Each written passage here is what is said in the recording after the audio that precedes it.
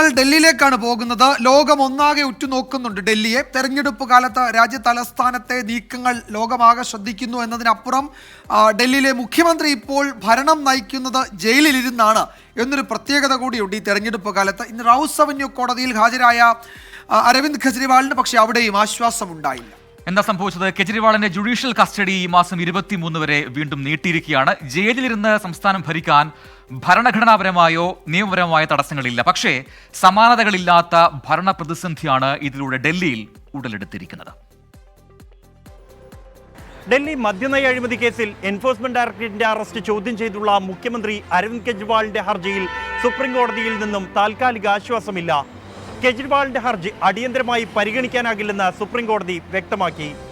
റൌസ് avenue കോടതി മുഖ്യമന്ത്രിയുടെ judicial custody ഈ മാസം 23 വരെ നീട്ടി. ഇതോടെ ഡൽഹി മുഖ്യമന്ത്രി ഒരാഴ്ചയിലേറെ കൂടി ജയിലിൽ കഴിയേണ്ടി വരുമെന്ന് ഉറപ്പായിരിക്കുകയാണ്.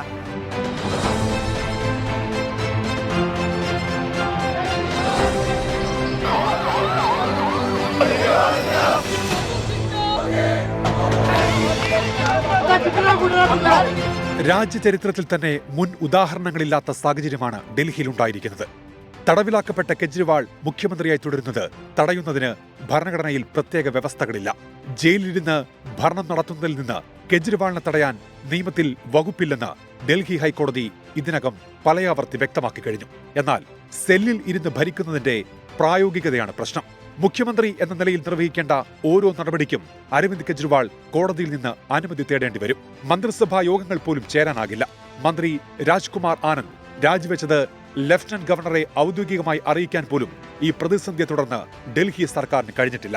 നിരവധി ഫയലുകൾ ഇതിനകം തന്നെ മുഖ്യമന്ത്രിയുടെ കയ്യൊപ്പ് കാത്ത് കിടക്കുകയാണ്.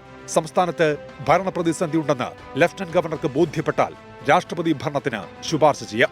ഭരണഘടനാ അനുച്ഛേദം 339(a)(b)(b)യിലെ ശരിയായ ഭരണമെന്ന പദം കൃത്യമായി നിർവചിക്കപ്പെടാത്തതിനാൽ ഡൽഹിയിൽ രാഷ്ട്രപതി ഭരണം ഏർപ്പെടുത്താം. അതിന് നിയമസാധ്യത ലഫ്റ്റനന്റ് ഗവർണർ VK സക്സേന ഇതിനകം തേടിക്കഴിഞ്ഞു.